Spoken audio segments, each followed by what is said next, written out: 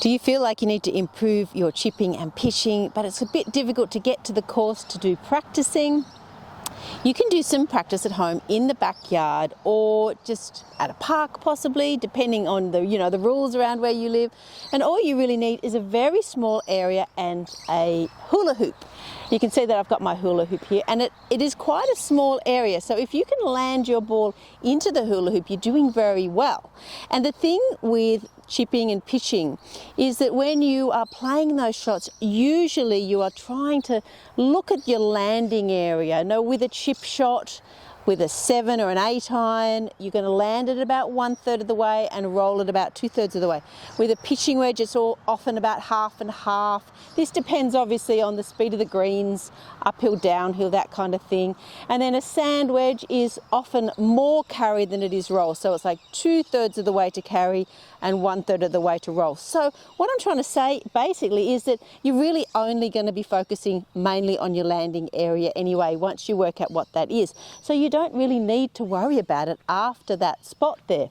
So all you need to do for practicing purposes is to work on the technique of the chipping and the pitching and your shot from here to there. After that, you really don't have any control over it anyway. So working out your landing area is super important when you're chipping and you're pitching. Then you can just practice this shot.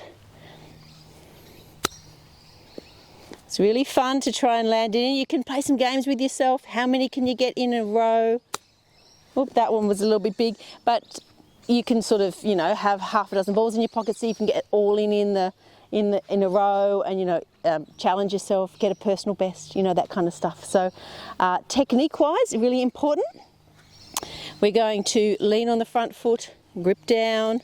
When you're doing some chipping, the little chip and run shot with the 7 or the 8, it's mainly shoulders doing the work. We don't want too much hands and wrists, so shoulders back, shoulders through. That'll come out low and run. You can still use our hula hoop technique. Then as you're getting up into a higher shot where you might pitch the ball, you start to add a little bit of wrist break here on the backswing, still nice and firm on the follow through. Get the body involved, really important to turn back and turn through.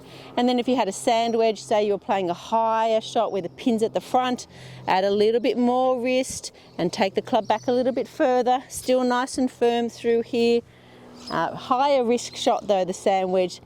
Save it for if you've got to come over a bunker or the pin's at the front. All right, so hopefully you will enjoy trying my hula hoop trick at home or wherever you've got a little bit of space.